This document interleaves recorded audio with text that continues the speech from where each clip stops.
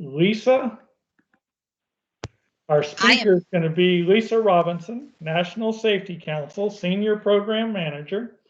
And in order for her to do her presentation, I need to switch screens here for a second and pull up her presentation.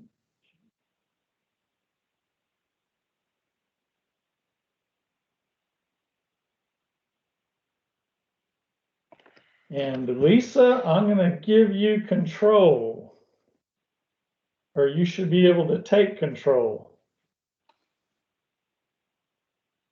On your screen, Lisa, do you see the option to take control? Yep, right there. I'm requesting it. How'd that work? I'm not seeing it on my end yet. Let's try this again. There. Do you have it? I requested control. There you go. Okay, perfect. So are you ready? That, Lisa, it's all yours. Perfect. Hey, good afternoon, everybody. I'm so glad you're here. I absolutely loved hearing everyone talk about safety. I loved hearing everyone's passion for the job they do. I really appreciated the fact that you guys look at the BLS data, that you're looking at Hispanic workers. You know, we're also looking at that. So, and again, thank you for the great introduction, Larry. I do work for the National Safety Council, but one thing that's great about what I work on is we're funded by a grant. So everything that we do is 100% free. You don't have to be a member of the National Safety Council. We only work in Texas on this project. And so our goal is to support the employer. Our goal is to support others in the state of Texas to reduce injuries and fatalities on the roadway. And we're focused on the employer arena because we know it's important. So getting started, I'm going to share a little bit of information with you. Larry, I don't know that I can get my screen to move. There it goes. Okay. Did you do that or did I, Larry? So anyway, you know, safety permeates everything we do. When you think about our lives, when we talk about work, the decisions that we make, safety comes into it. And this has been around a really long time. We're getting better and we're really paying attention, and safety's really become more prevalent. And I heard somebody earlier talk about it's nice that there's more women in industry, and we know that there's a lot of people that are kind of aging out, they're retiring, and we're needing some, you know, fresh blood coming in, if you will, into the safety arena. So again, remember, it's been around a long time. What do we do with it?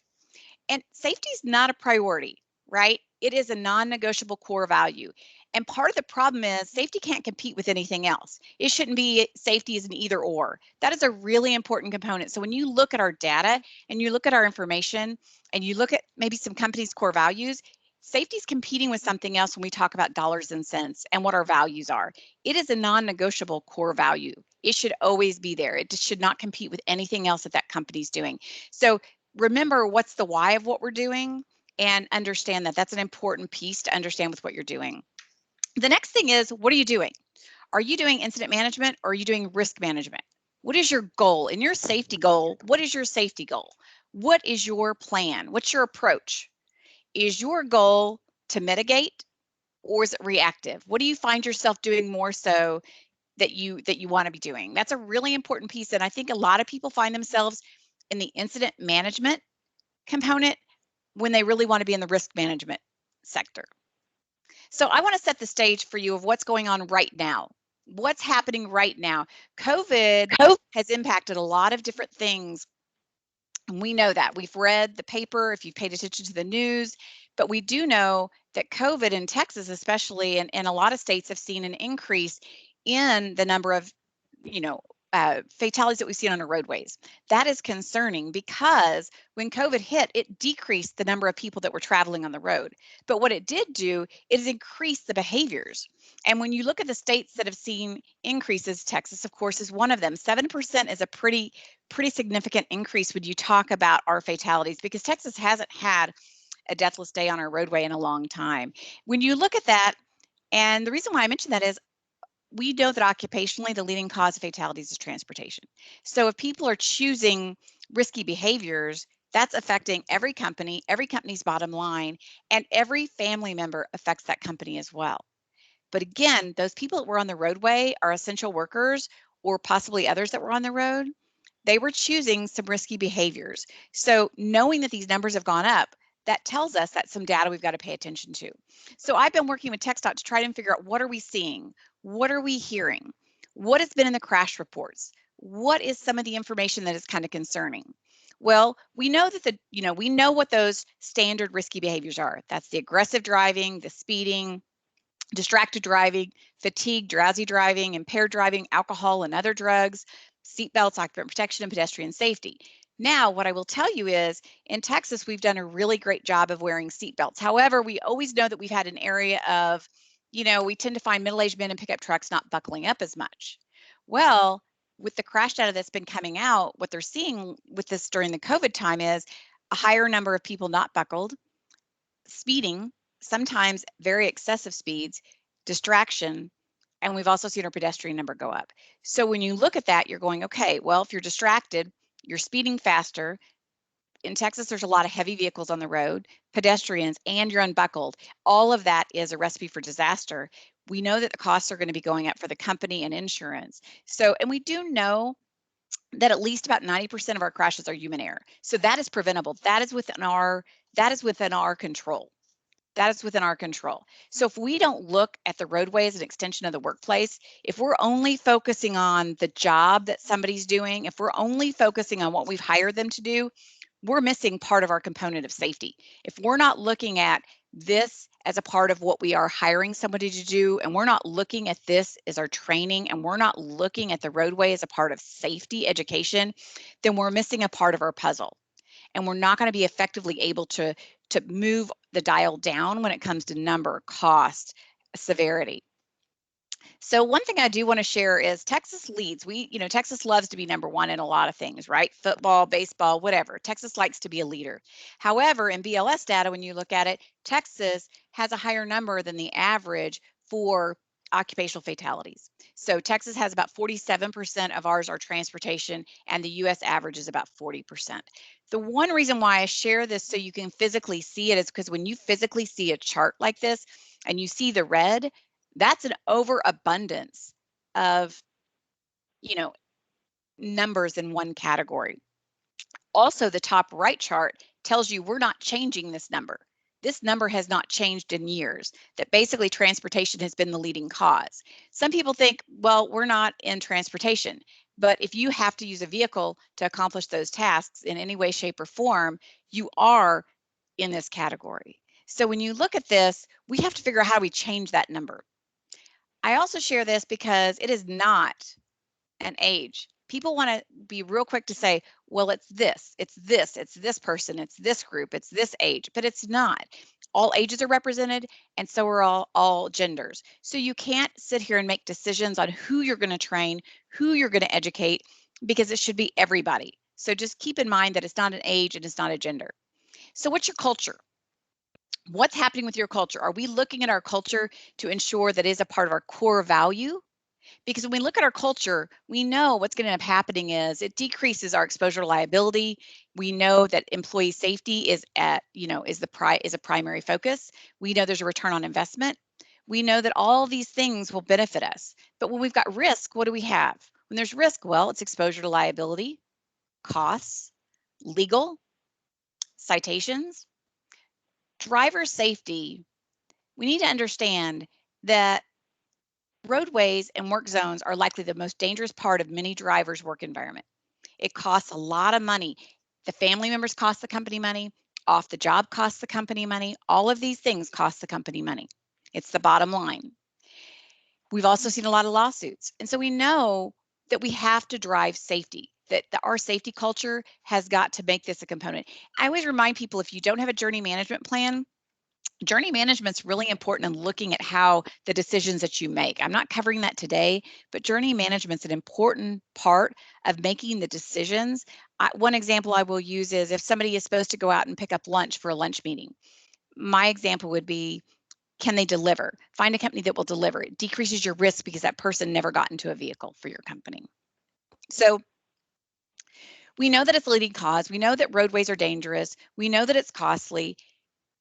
But do we think about driving to and from work? In Texas, we know about 90% of the population drives in a vehicle alone. We do know that from data. We know that some drive as a part of their job. We know that some drive rental cars. Do we consider the rental car? Do we think about that? They may only occasionally drive. I made the comment a minute ago about maybe you go to the bank, maybe you go pick up lunch, maybe you go pick up supplies, and driving off the job matters. So if these aren't all a part of your transportation safety and your driver safety, and it's not in your purview and you're really not thinking about it that much and you're really only thinking about the job tasks they're doing, think about how you expand it a little bit more. We tend to hire, for example, I'm going to use an example like tree trimming. Maybe somebody works for a tree trimming company and that's what somebody's being hired to do. We hire them to trim trees and we focus on how to use that equipment, how to do the best job possible. But we don't put the same emphasis on the driving that's required every day to be able to accomplish the tasks of what this person's been hired for. So the skills required have to go beyond just tree trimming and just that equipment. It's got to go into the transportation piece as well, because it's a part of it. It's not just operating the machinery. It is also how to get to and from the places you need to go. We spend a lot of time planning for retirement. I heard Larry mentioned earlier about retirement, all the people retiring, taking early retirement. We plan for that. If we don't plan for it, we're going to be broke in retirement. Around the first of the year, we start thinking about eating healthy. We plan for a grocery trip. Otherwise, we're going to wind up coming out with cookies. We plan for this baby, right? We try to figure out what we're going to do when we know we're going to have a baby. We need to put the same emphasis on safety with our companies, because sometimes we're doing the same old, and we're going to get the same old.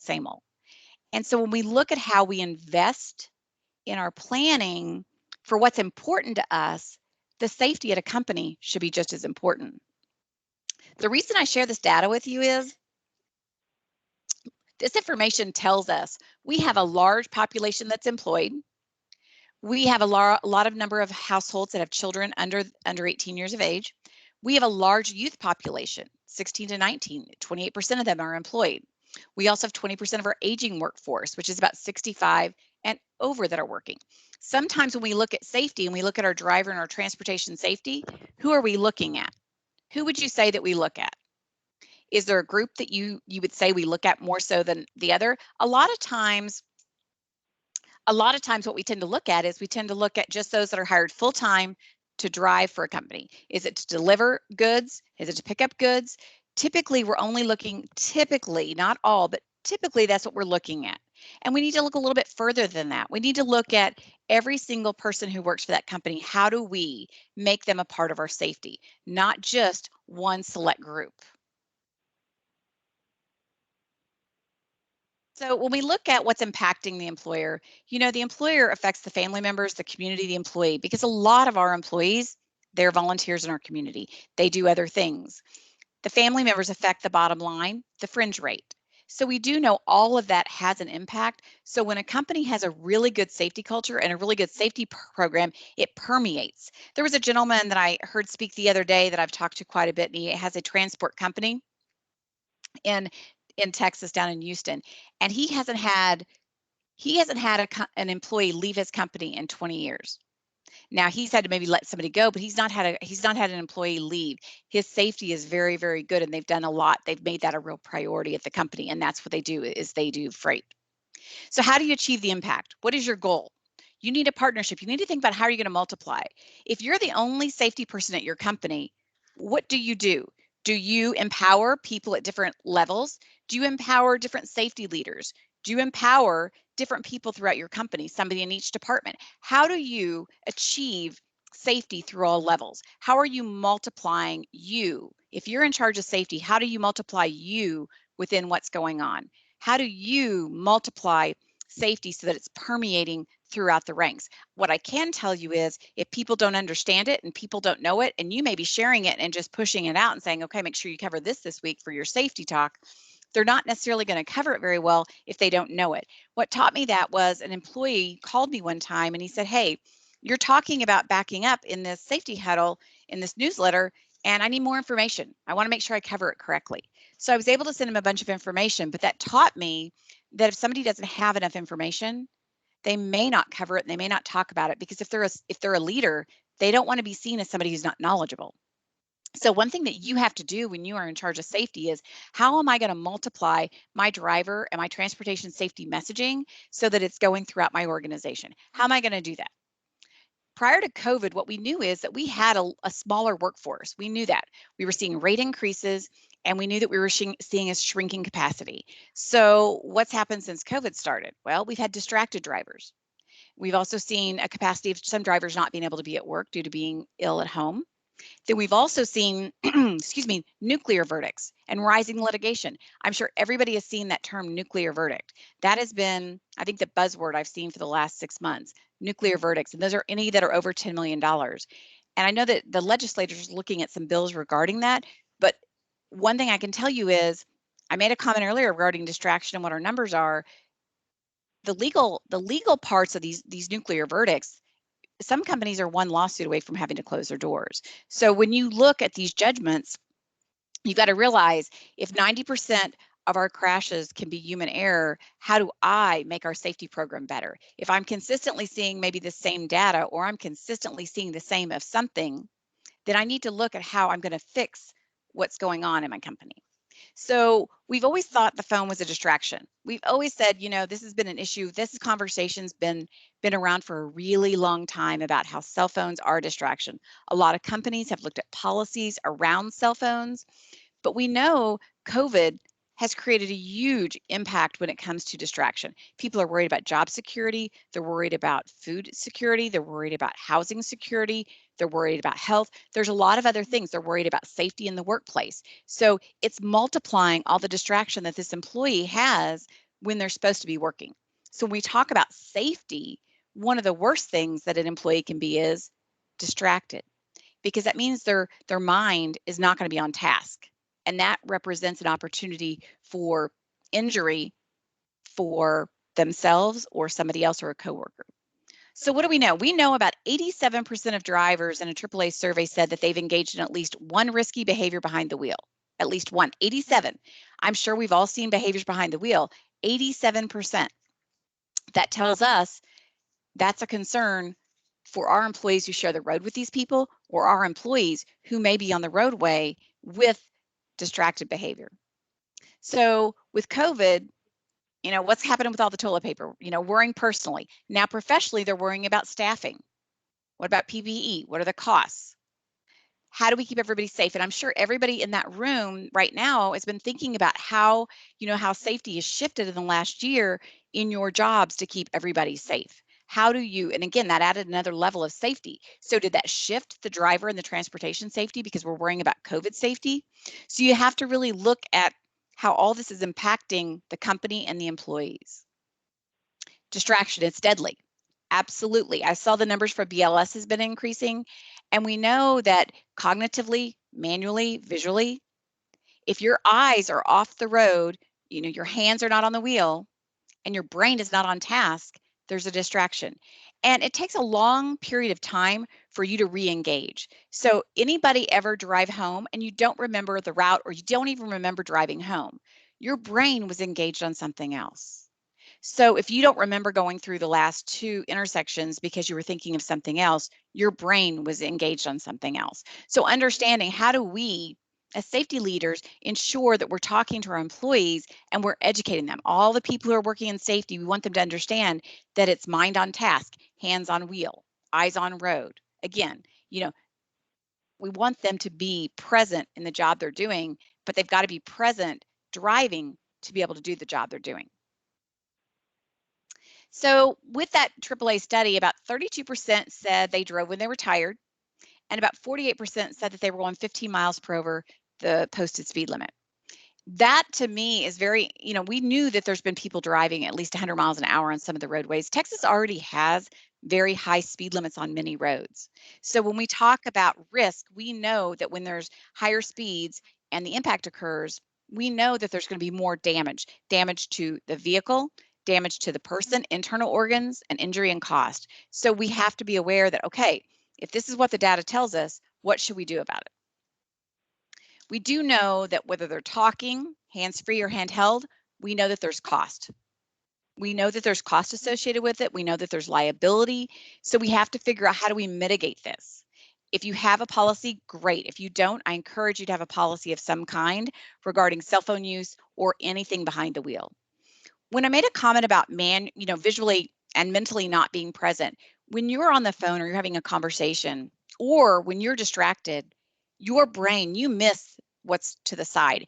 And we see a lot of crashes at intersections. We see a lot of crashes at stop signs. And there's a lot of people wondering why that is. Well, when we've got, it's called inattention blindness. So when we're thinking of other things, we're missing about 50% of our visual space. We are missing what's around us. So it's important that we as safety leaders, we're setting an example, that they know exactly what the expectation is and the reason why. The goal is that they are safe. We care about each of our employees. So it's important that everybody understands and teaches their employees this. So it's not just cell phones.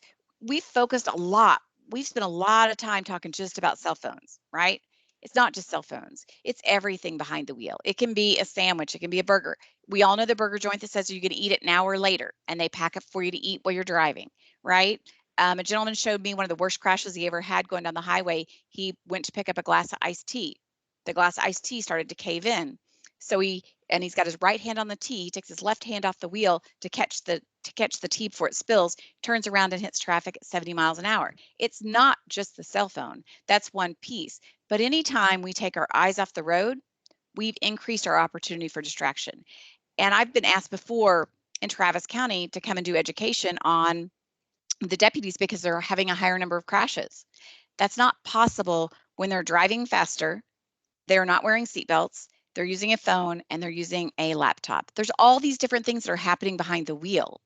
And it's impossible to get the brain to be able to engage on all these things at once without decreasing the risk. It's not possible.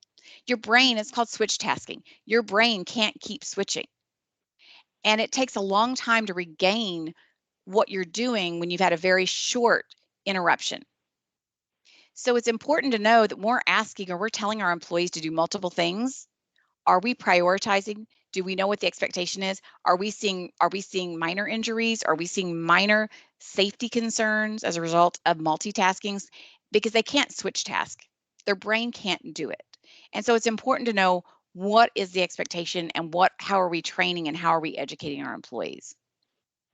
If you have not done a multitasking exercise with your employees, and I'm going to send this to Larry so he can send it out to everybody. It's a great exercise because it shows you how long, and I encourage you to do this in a safety meeting, because basically what you're going to ask your employees to do is get a piece of paper and a pen, and you're going to ask them to write multitasking versus single tasking and write 1 to 27 on a piece of paper, and you're going to time it. Then you're going to ask them to write the same thing, but you're going to have them alternate, where they're going to write M1, U2, L3, and so on. It almost doubles their time. What they see is how long it takes them to accomplish this task because they're trying to go back and forth between the two tasks. Not only that, their eyes are off the road. So it's a great activity. If you don't have some activities like that, I encourage you to steal some of our ideas because we have several of them. And you'll find that employees, when you're talking safety, when you can engage them, they're going to remember it better and they're going to understand what you're trying to teach them better if you can find a way to make it applicable to them. So what's happening with distraction? What's happening with our pedestrians, right? We've got a large number of vulnerable road users. We see that every day, people walking, they may be using the scooters to go places. There's a large number of people that work down in the oil energy sector. There are people that will drive in for 2 or 3 weeks. Their vehicle may park and they may be walking sometimes to dinner and to go to a bar or somewhere else and back. We're seeing our number of our pedestrians increase as far as the fatalities. They've actually increased for the last few years and the number is quite high. And so we know it's not just at intersections, it can be in the workplace, it can be in work zones. So it's important to know that we've got to look at distraction not being just the driver, but we need to look at, are our employees understanding when they are a pedestrian? Do they know that every single time they get out of that vehicle, they're a pedestrian? I like to use home health as an example. If you know someone who does home health, they may park that vehicle 5 times in a day. They may get in and out of that vehicle 5 times. Every single time they get in and out of that vehicle, they are a pedestrian. So when someone is walking through a parking lot, maybe they're walking to go into the building, Where's their face? Where's their head? Are they looking at their phone or are they on the phone? Because they're not catching what's going on around them and their chance to be hit by a vehicle is increased. Same with that driver if they're not paying attention. So understanding that if we're not talking about this in our safety, we really should be talking about it. What about the co-pilots? Those are the people that are passengers.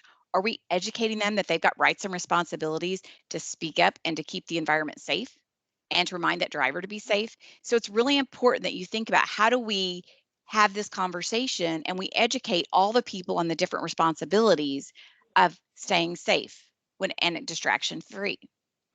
We got to look at on and off the job. We have to think about that to and from that location. While performing the job functions, what happens when you're on a job site? What about getting to that location? This kind of recaps some of the things that I've mentioned, but these are key components that have got to be within your safety when we talk about distraction, pedestrian, because all of these numbers are impacting the employer arena and all of these numbers are impacting the costs that the employer is paying. When we look at pedestrians, it's not a day of the week. It's not rural and urban. Rural's a little bit smaller number, but it's still represented. And same with light. It is happening more at dark than it is during the day, but it is happening at daytime and it is happening at dusk as well. So that tells us distractions permeating a lot of what people are doing. We see that a lot in our congested areas, some larger cities. We see a lot of that when people are walking across intersections or they're not walking in intersections and maybe they're jaywalking at another location. So we've got to be aware that it's not just a Monday through Friday. It's just not just this. It's not just that. It needs to be a 24/7 looking at safety when we look at every single aspect with driver and transportation and our employees, because a lot of employees aren't just Monday through Friday, 8 to 5, right? So when we look at the age group, it's one of those things, again, I say, don't target an age group and believe it's just an age group because they're all represented. We know that all ages are represented. We also know that alcohol is playing a factor in a percentage, about 17% of these fatalities that are occurring, we know that alcohol has been a factor. And I also saw a report the other day that was talking about how in some cases it's not just the pedestrian, but it's also the pedestrian and the driver as well. So, and pedestrians are about 20% of our death rate now when we look at it. When that 45 to 69-year-old group, that's our workforce. That's our workforce group. So we have to look at this and go, okay, we shouldn't overlook this. And I hope that, I mean, I'd love to see in the chat window if somebody is including when when the employees are pedestrians, if they use that terminology or what they use, but when they're on a work site, when they're going to and from a vehicle, being engaged and not distracted. I'd love to know if these are some of the pieces you have in your core safety programming in your education that you do in an ongoing way.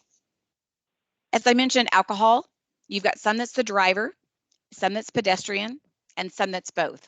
So it's a large number when you look at the driver, both, or pedestrians, about 42%. So we do know, and as I mentioned, a lot of companies, when they have employees that will come in for a couple of weeks to work and they will walk multiple places and they may be going to dinner. And I know that there's a bill that's looking at being passed that says alcohol to go.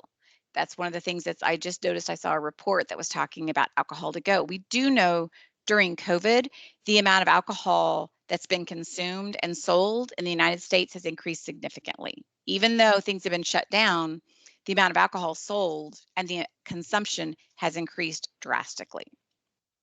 So what about backing up? So when we talk about distraction, we've talked about pedestrian, and we've talked about how do we make the roadway as a part of our safety culture.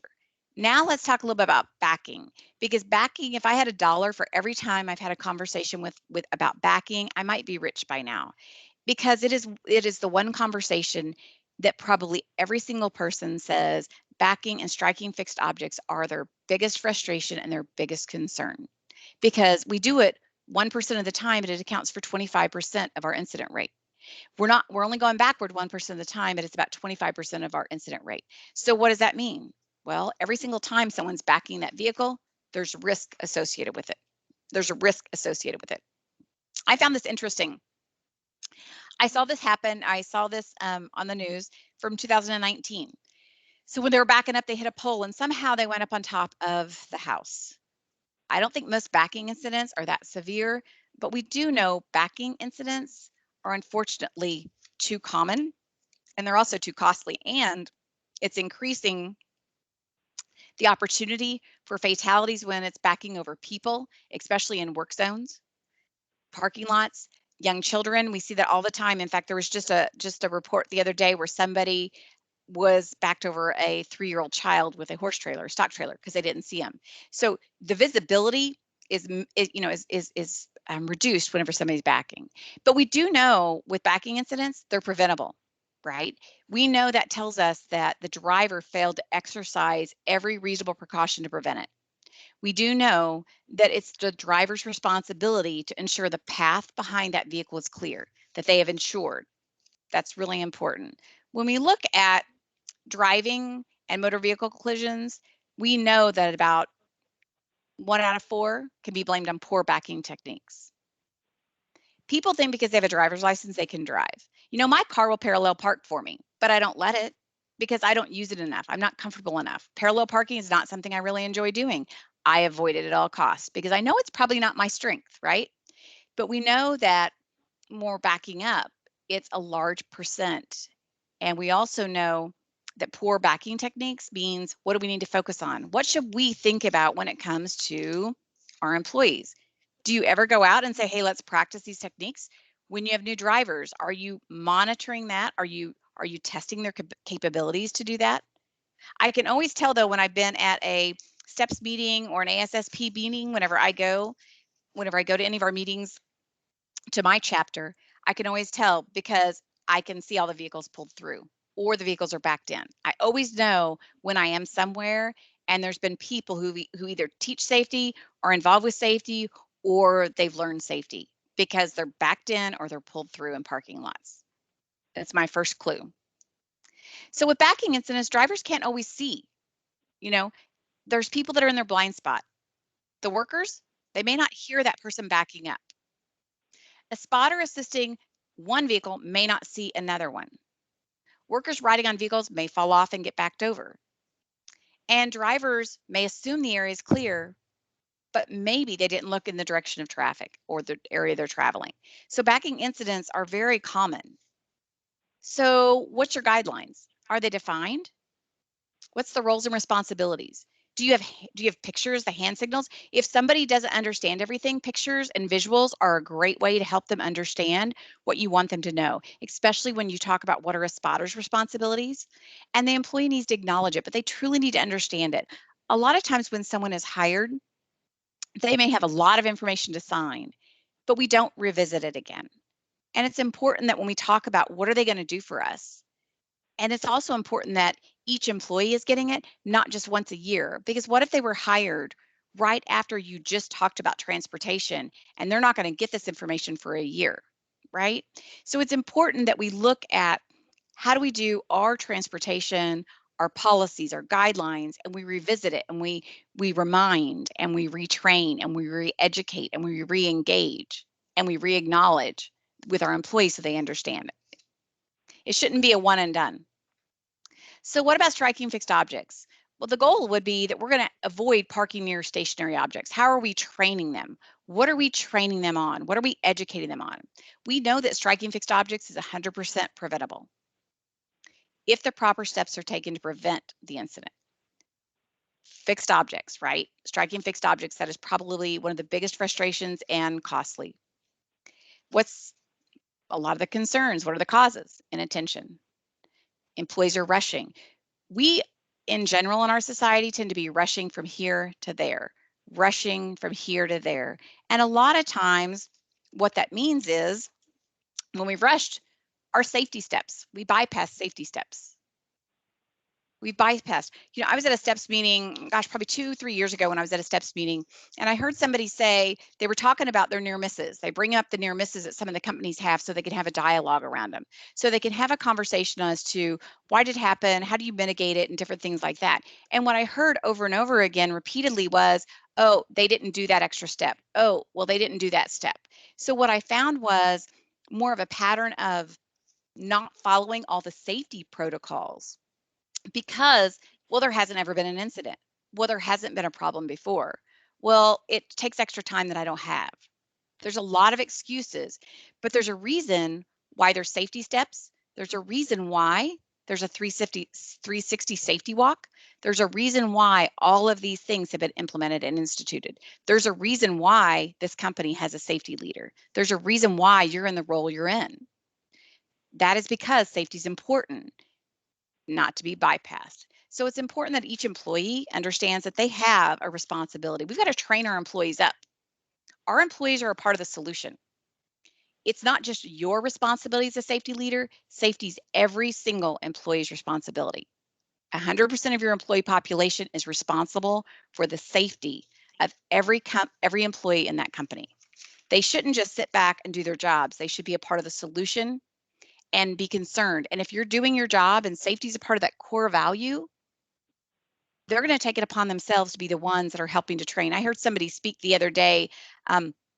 She's a safety coordinator, and I was visiting with her about how she did her job. And she said, it's great and it's rewarding when I see the employees imparting some of the information on another coworker. That's exactly what you want to see. You're hoping, and your goal is that this information is going to cascade through your workforce. So you want to teach them parking on arrival. And that's what I was telling you earlier when I was at the meeting, or anywhere I go, I can tell when they're safety people based on how they're parking in the parking lot. They want to look, when they arrive, they want to plan their exit. You know, it's kind of like when you go to your mother-in-law's. You want to plan your exit before you arrive sometimes. And don't tell my husband I said that, but you want to plan for your exit on arrival. You want to look at what's your end game. How are you going to get out of here? Did I park in the best spot? Scan the parking area. Look around. If you're distracted, if you're on your phone, it's not going to happen. Look at the parking environment. What's unique about it? Are there areas you need to avoid? Are there opportunities that allow you to avoid backing? Look at where the safest places are for you to park and have your employees parking. Pull through or back in on arrival. The goal is that they will avoid every opportunity to back. Every opportunity to back should be avoided. Every other opportunity to do it at a different way is what the goal should be. You want to minimize the risk. They need to think twice and they need to look twice. If for some reason they stop and they have a conversation, they've done a 360, they stop, they have a conversation, whether it be on the phone or with a person, they need to stop and do a whole nother 360 because time has passed. And they need to scan again before they begin backing. They need to use all the mirrors that they have. They need to use the rear view mirror, their side mirrors. They need to turn their head. If there's any doubt, they need to stop again and get out. If your vehicles have the backing, the light, the sound, that's great. But remember, if you're in a very heavy trafficked area with a lot of equipment, it may be pretty noisy there. So the goal is only back when necessary. So look at the targeted area. Look high, look low. The cables, there could be cables that you just aren't aware of. Because if you're not paying attention to your surroundings, you will miss some of the hazards that may be in your area. High, low, right, left, and then look again, and then figure out the best plan of action. You want to minimize the distance that you need to back up. You don't want to rush. You want to make sure that you're taking your time. And if you're in a hurry to get to the next job or you're in a hurry to accomplish another task, you're going to be rushing. Do you check all sides? There's 6 sides. You want to keep your eyes moving. You want to make sure that nothing's changed in your environment. Left, right, left, and you want to continue scanning and looking to see what you're doing. When back from the driver's side. The forward-facing position is, in a backward-moving vehicle itself creates a blind spot. And some vehicles, I can tell you, I travel for work a lot, and some vehicles have harder blind spots than others. And there's been some vehicles, I think one time I was given I want to say it was a Camaro maybe, and I will tell you, it was the hardest vehicle I think for me to see out of and back out of. And I said, I won't ever drive that vehicle again because I felt my blind spot was too difficult for me. So I always say to people, what are your employees driving fleet vehicles? If they are, do they drive the same fleet vehicle every single time? Or do they rotate?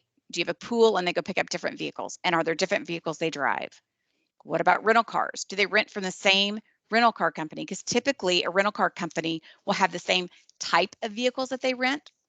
The goal would be that your employee is driving the same type of vehicle each and every time. And I can also tell you if employees have not been driving a lot with COVID, you're going to want to refresh their skills. I heard someone the other day, a coworker, say she'd not been out to go on a site visit in about a year.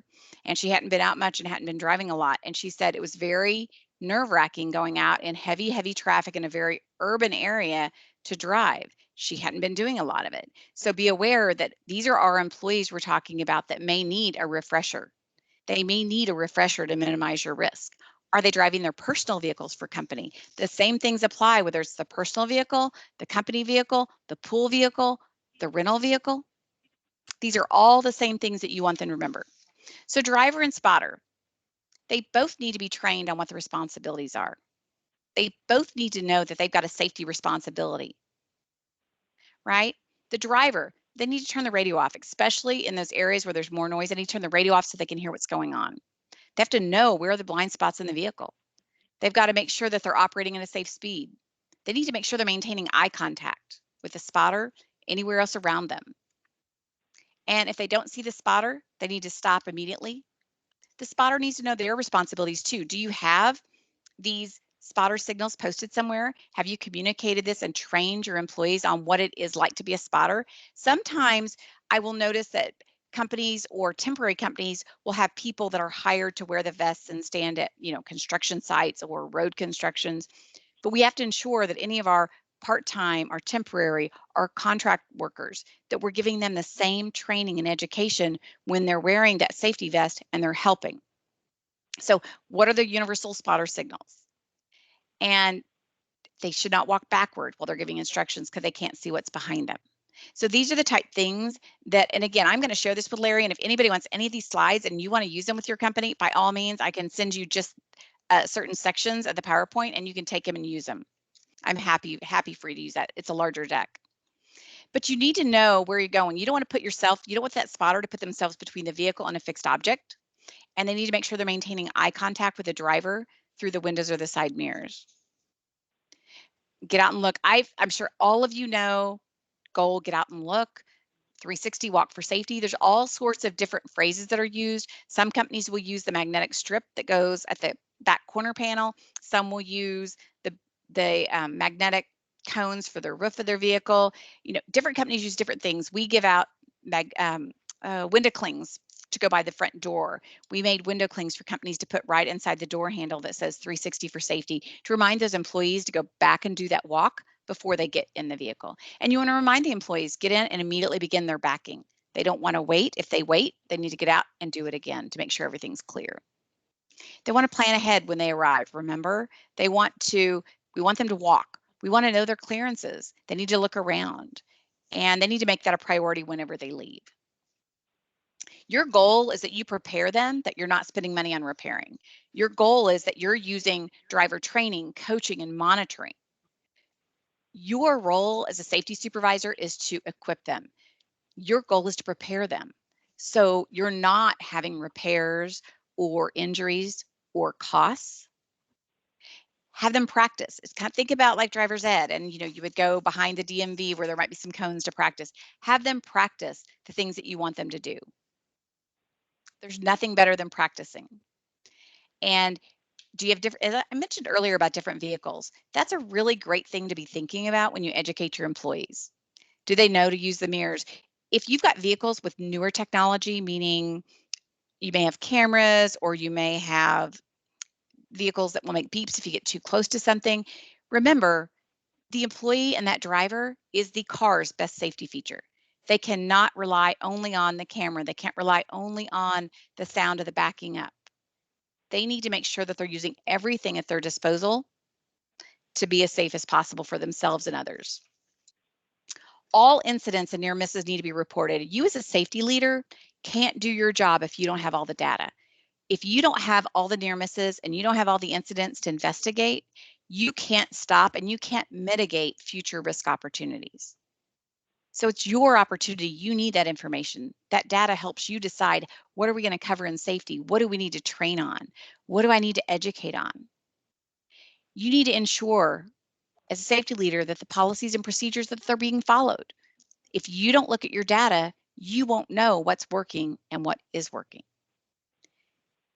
Also, what about the contractors that come on site? What are the expectations you have there? What does your company expect of the contractors that you work with? Some larger companies I know share and include them in the safety to ensure that the contractors that they're contracting with services are also following the same safety protocols and procedures.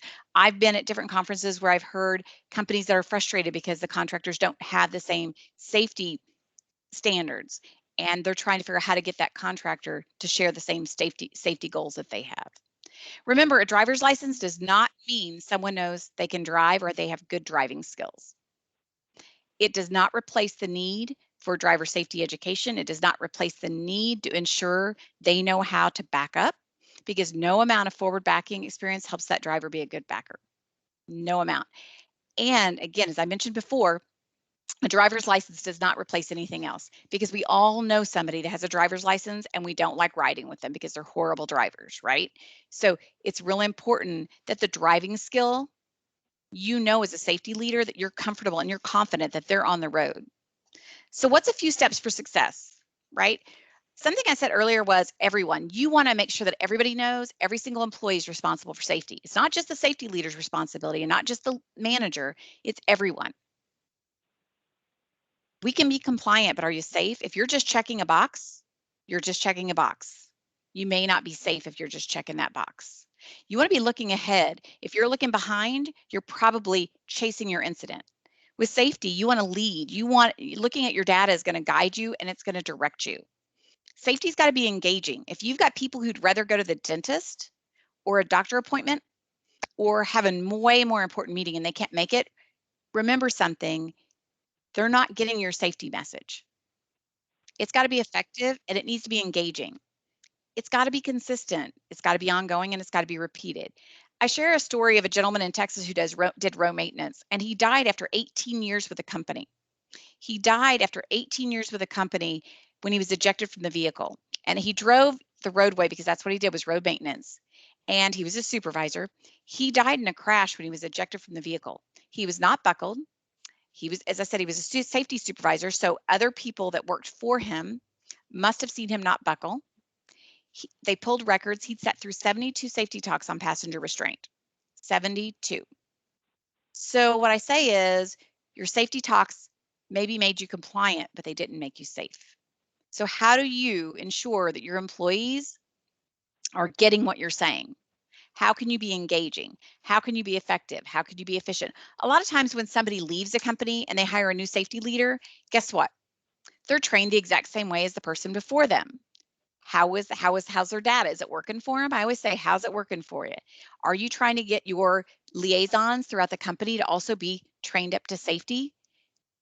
How's it working for you? I always say, how are you going to be able to get them to engage the coworkers as well? So think about how you could be efficient, effective, and engaging and not be just compliant, because being compliant isn't enough. The data that you collect will tell you a lot of information, and you got to do something with the data. If you don't, you have, you've got exposure to liability if you don't do something with the data when you know that data is there. You want to also make sure you're collecting necessary data. I know we created a crash form that's based on the Texas crash report, because a lot of crash forms or incident report forms were really limited and they weren't checking, is the person fatigued? Are they tired? Did they take over-the-counter medications? Any of the other concerns that might come up. So make sure you are collecting enough information to help you do your job in safety. What's the plan? Is the information on safety accessible to everybody? Do you have it located on an intranet? Do you have it posted? Do you have a safety manual? You want to find a one-stop shop for safety materials. And I talked to a gentleman the other day and he said, our safety manual fits in a pocket. And so I said, I want to see what your safety manual is. So I know we're looking at a pocket zine, kind of like a pocket zine type of information for people to be able to carry, something small, but that reminds them of the important safety points when it comes to driver and transportation safety. If you've always done it that way, that's great. But if times changed, and is it still working for you? Sometimes you've got to update and you've got to change how you're doing your safety game to make it work. I remind people, safety is not proprietary. I heard Larry and other people earlier sit there and talk about connecting with other people. Safety is not proprietary. I always say, look for somebody in a like-minded industry and ask them what's working for them. What ideas? What templates do they have? Don't go to the drawing board. Somebody else is going to have information to be able to tell you what's worked and what hasn't worked. One way doesn't always work for everybody, but you can find what works for you and your company. Ask others from the industry. I'm always really big on when somebody will call me, depending on who they are and what company they work for. If I know somebody else in a like-minded company, I'm usually going to try to partner them with somebody else too to get additional information. A leader is more effective when they listen to the employees and they spend time monitoring the safety performance. So think about that. When you're listening and you're monitoring, you're learning a lot, and that tells you whether you're being an effective leader. And that is your goal in safety. You want to be effective. You need a top-down approach. Your goals are going to target 100% of your employees, and you want your managers to understand, and your management and higher ups to also be invested in safety. You want them to also mirror. You need all of your managers to follow all the same rules, the same policies, and follow the same procedures as you expect your employees to be effective. Otherwise, the employees are going to say, well, if they don't, why am I? You need leaders at all levels. I can tell you the city of Waco is kind of cool. The way they have it set up is when we did some of our training for them and we came in, they had 2 leaders in every single department trained on transportation and driver safety when we came in. And those are the ones that roll it out every week or every month, however they're doing it. But we train 2 people from every single department. You need leaders at all levels. You need management that supports it. You need to make sure you've got the policies, and you need to make sure you've got some resources behind it, and you've got a good culture. What are your policies? You need to make sure you dust them off every so often. You need to make sure they're worth the paper they're written on. We all know somebody will say, well, that company's got policies, but they don't follow them, or their policies are a joke, right? We've all heard people say, well, that's what they say, but that's not what they mean. It's important that whatever your policies say, that's what you mean. And you want to make sure that you review them every year, annually. What do they have regarding seatbelt use, distraction, impairment? What are your policies? Do you know them? So it's important that your employees know them as well. And they need to be posted. Are they on all safe driving behaviors, or are you only focused on cell phones? You need to look at multiple things such as the seat belts. You want to look at distraction. You want to look at multiple things when they're behind the wheel. Driver safety and transportation, it's unlimited. Be creative. Don't get boxed in. Use the resources. Keep looking. I heard earlier somebody talking about some Spanish resources. I know one of the things that we're working on is translating several of our posters into Spanish because we had several people asking for some of those resources for a couple different industries. And we said, well, let's see what we can find for you. Let's see what we can do. So don't think there's only one way to do it, but empower those employees. Empower them to speak up. Your co-pilots are some of the best employees to tell you what's going on and to remind other coworkers that, hey, it's, we're going to buckle 24/7, every seat, every person, every seat in the vehicle is buckled. You want them to see something, say something, have them self-evaluate their own job, but equip them. If they don't have the information, they don't know what's right and wrong when it comes to safety. Some safety missteps. If you're filling time instead of purpose, a TED Talk is 8 minutes. I heard somebody the other day, I think it was with the Oklahoma City Thunder. They said, yeah, we've hired a lot of people to come in and that's not really worked for us. What they were doing is they were hiring people, a talking head, to come in for a certain period of time. Hire someone to come in and do a certain topic for you.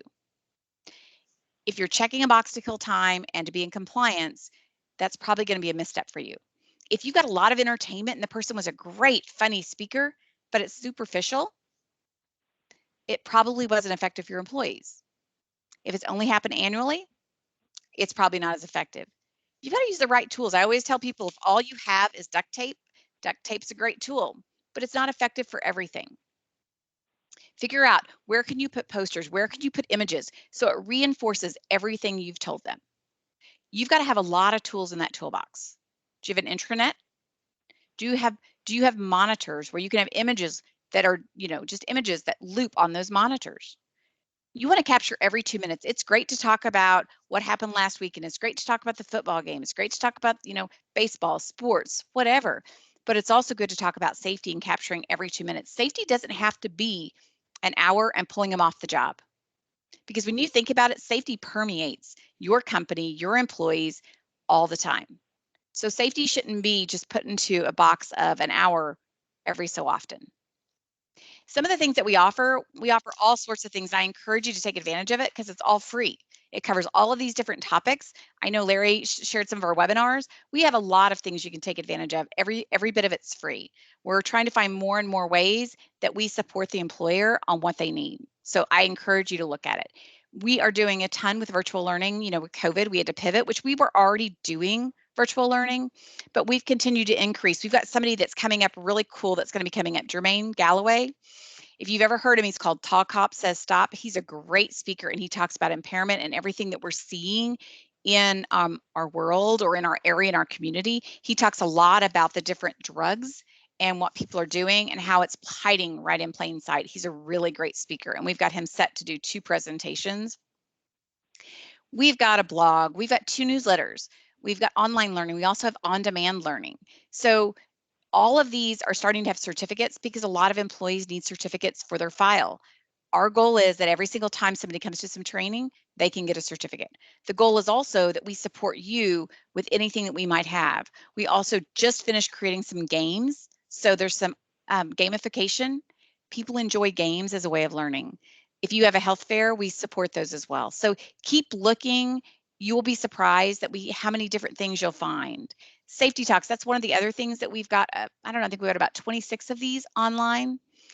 They're great. You can grab 5 minutes, you can grab 10 minutes, you can grab 20 minutes. You can make it 2 safety talks, but it gives you a little bit of background, gives you a conversation to have, and it gives you a wrap up. And if you want to go longer, you can keep going, or you can save it for something else.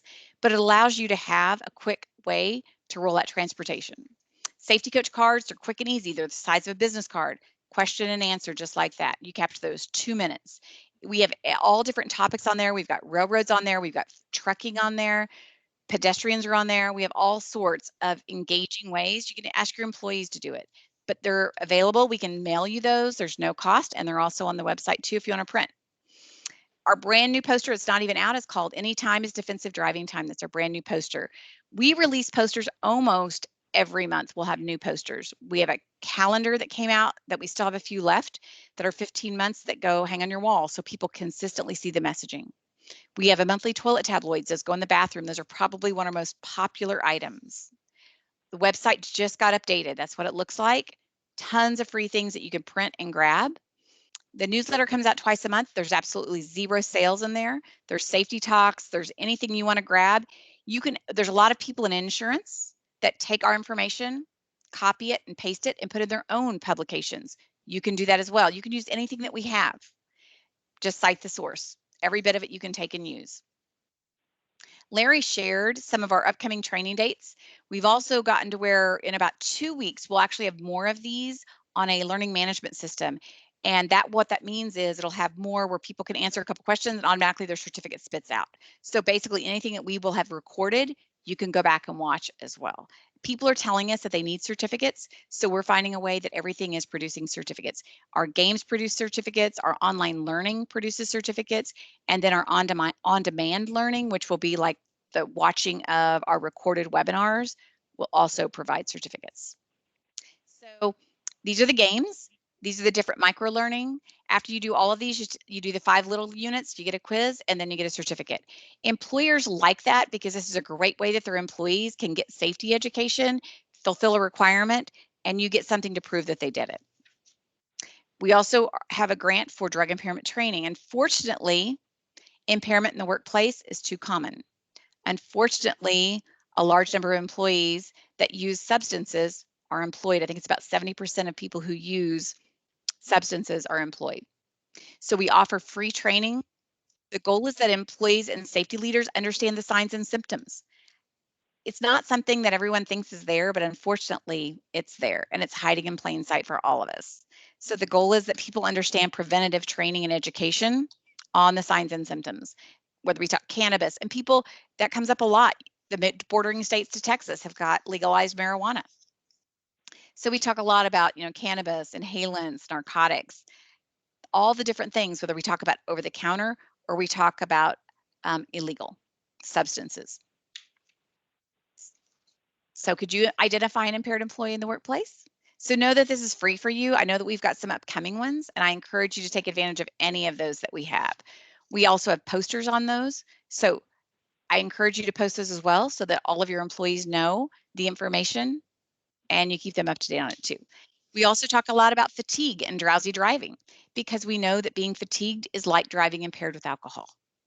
So are you aware of that? That's the one thing I noticed that we talk a lot with people who have shift work or people in like the solid waste industry.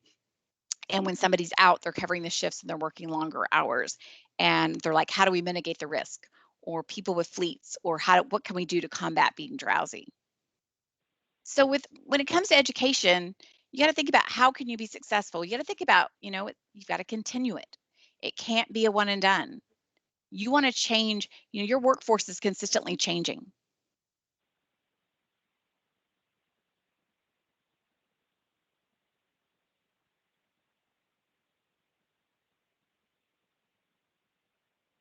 And think about retraining when necessary.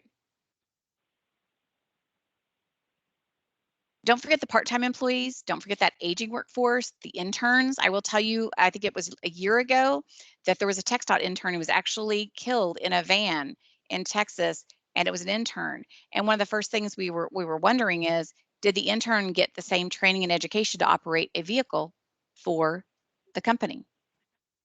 So look at your policy and make sure that you're being consistent with everybody.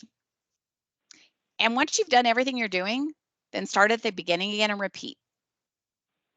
Think about your safety leaders. Just because they're a safety leader doesn't mean that they shouldn't have some of the safety education as well. The vehicles will change, equipment will change, the environment will change, driving to conditions. Texas just experienced a huge, and it doesn't happen often, but bad weather when it came to ice and snow. So think about some of those things, but you want to make sure that after you've done all of these things that you turn around and you repeat.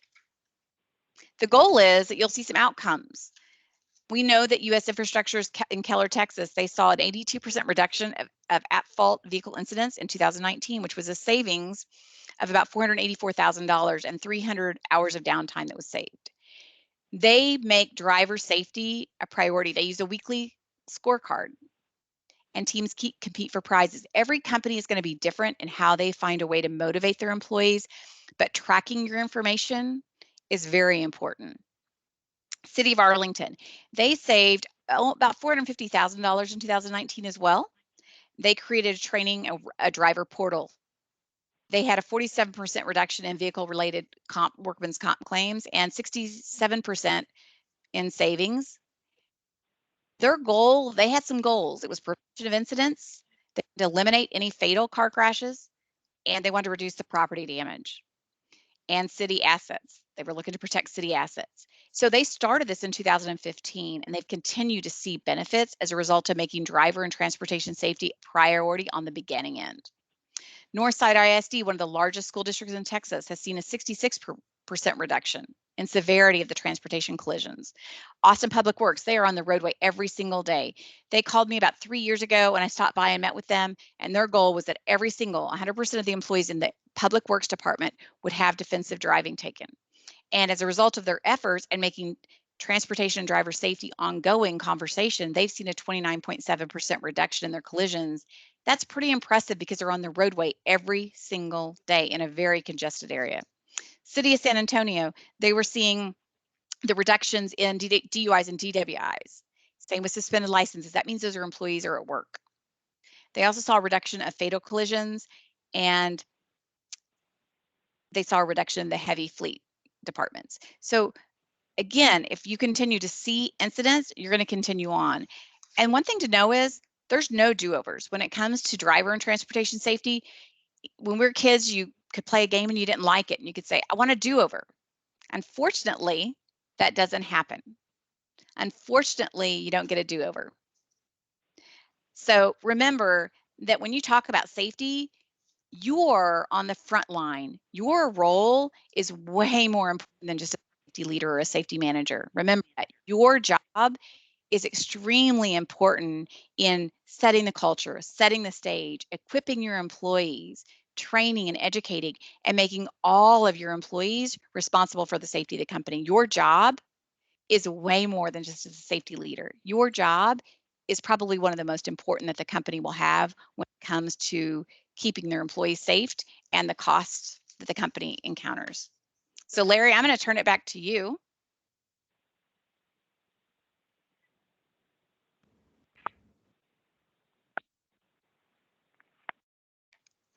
Fantastic, Lisa.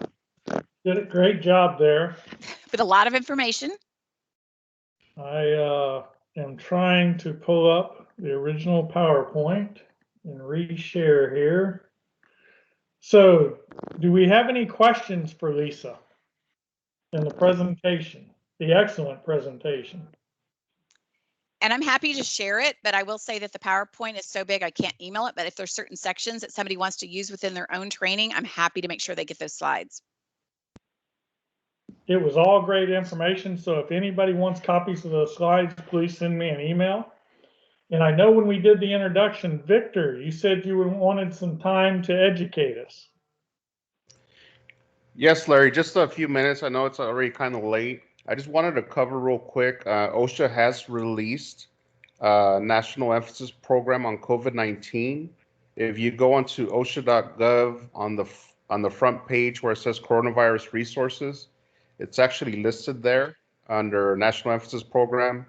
If you click on that, it'll take you to the next page all the way down to you could actually download the directive. So the directive was effective March 12th. And I won't go too much into the emphasis program, but there is going to be a programmed inspection list that's there. And it is listed by different NAICS codes. If anybody has questions on the emphasis program, feel free to contact me. Larry has my information. If not, you could email me at Ramon, that's RAMON .Victor, VICTOR, at DOL for Department of Labor .gov for government. So Ramon.Victor at DOL.gov. Just keep in mind in the region, we've had over 170 fatalities. That's for the fiscal year started in October 1st of last year. So fiscal year 2021. Please be vigilant, not only for COVID-19 hazards, but the regular hazards that we're exposed to on a daily basis. That's all I have, Larry. Thank you. Back to you. Fantastic, Victor. Great information. Anybody else out there have any questions before we end the meeting? Hey, Larry, I got a question for Lisa. Lisa, where do you see the future as far as your driving safety and as it relates to like automated driving, something similar to like what Tesla was doing? You know, we're a long way from that. We're a really long way from automated vehicles. I know I've asked that question with a lot of people who work in the automated industry as well. We're really a long way from that. I think you have to continue to watch what the data and what information is coming out, but we're really a long way from that. The one thing I always tell people is the driver is the car's best safety feature. I don't care what automation you have in a vehicle, and my car has quite a bit of it. It doesn't matter. You are the car's best safety feature and you are in control. But they said we're at least another 20, 25 years away till we even see some of the automation. Now, I do think they're going to start pushing and testing and trying some of it. I do believe that. But I think what you'll end up seeing then is there's going to be a lot of caution too, because you're going to see anyone who's adopting it is probably going to be giving guidance to other people on what's not working and what is working. But again, it's going to come back to cost too. What we do know is a lot of companies right now, they use older fleets. Not that many companies have a ton of money to always have the newest fleets with the newest vehicles and the newest safety features. So you tend to find that not a lot of companies are going to have the money to be able to adopt a lot of that. Thank you. Fantastic. Any other questions out there for Lisa or anybody else? Then I want to thank everybody for joining the meeting today. Lisa, it was an excellent presentation. We will definitely use you and your materials moving forward. And with that, I'm going to end the recording and we will end the meeting today. Thank you so much. Thank you. Thank you. Thank you, everyone. Have a great day. Appreciate it, Larry. Thank you, everyone. Thank you. Have a Be safe, blessed everyone. week.